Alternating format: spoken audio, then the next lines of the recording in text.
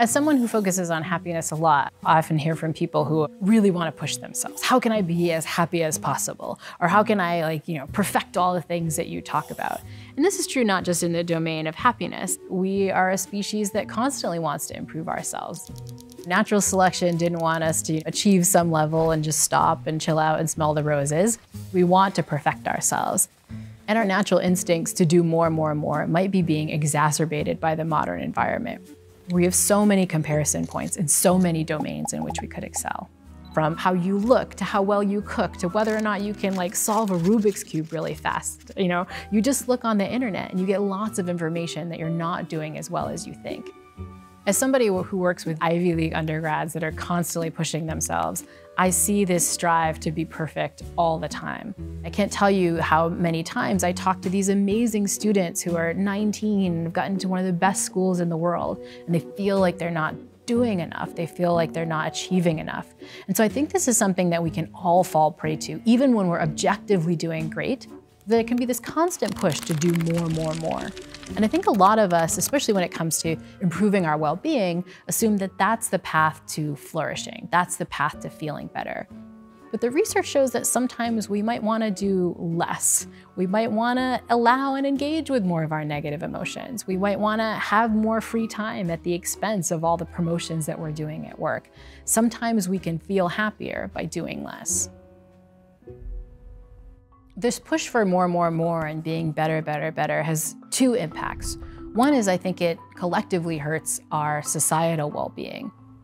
Being in this kind of meritocracy where we could all be the best of the best if we keep competing with one another and fighting ourselves, that doesn't lead to a great society. It leads to a very individualist society where we're all selfishly looking out for ourselves. It doesn't lead for the kind of collective harmony and the kind of collective goodwill that we want as a society. But it has a second bad impact, which is that I think it negatively impacts our own happiness. The evidence really suggests that our well-being seems to come from being other-oriented, from extending compassion to other people and to ourselves. Pushing ourselves endlessly like this sort of horrible drill instructor is not a great recipe for our own improved happiness either. One of the best ways to address this sort of push, push, push culture internally and how it's affecting our own happiness is to engage with a little bit of self-compassion. There's lots of evidence from the researcher Kristen Neff at UT Austin that engaging in self-compassion can allow us to perform better, but not to try to perform in ways where we're perfect all the time. Neff defines self-compassion as engaging in three different parts. Having a sense of mindfulness, you're noticing what this kind of constant striving is doing to you, is doing to your well-being. There's a sense of what she calls common humanity, which is recognizing you're only human, you're not going to be perfect all the time, you're not going to be great at everything. But there's a final component which she calls self-kindness, which is treating yourself like a friend. And that doesn't mean letting yourself off the hook, having no ambition whatsoever, but it means having realistic ambition, that you kind of push yourself, but you push yourself in a kind and often curious way, recognizing your limits.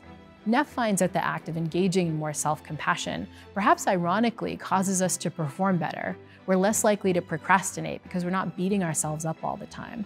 It's also a recipe for improving your resilience, so that if something bad does come up, you wind up being healthier over time. She even finds that it's a way to reduce the kind of post-traumatic stress disorder that can come from really awful circumstances.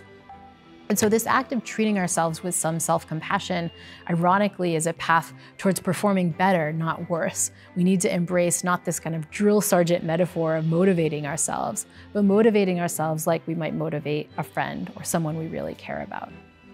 Even if we're committed to engaging with self-compassion ourselves, it can be hard to be in a society that's like hustle culture all the time. And I think one of the first kind of ways that you can deal with that is to recognize that that's true.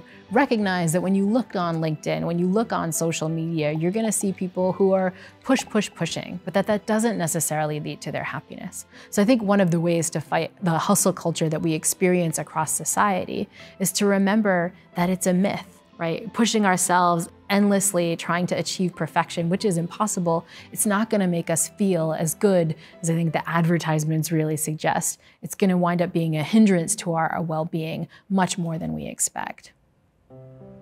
We all can get swept up in this culture of wanting to do more. And so if you're feeling like, I want to be kind to myself, but I really don't want to let go of the ambition, one thing to recognize is that giving yourself the benefit of the doubt, treating yourself like a friend, is the way to perform better.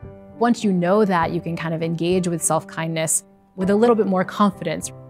Another thing to remember is that this culture of hustle, hustle, hustle often winds up putting us in an individualist mindset. And everything we know about happiness suggests that happiness is really other-oriented. So if you can get out of the mindset of doing for me, me, me, and focus on other people, it can be a way to achieve a little bit more happiness, to break that hustle culture mindset, and happier people tend to perform better. I think a final way of getting out of that hustle culture mindset is to take steps back and to experience a little bit of gratitude. Really take time to smell the roses. Often our hustle culture is about sort of speeding on to the next thing, right? That next mountain or peak that we're trying to go over. And so that moment of gratitude, that moment of awareness can sometimes break you out of that mindset of doing more, more, and more, to notice how far you've come and what you've achieved so far.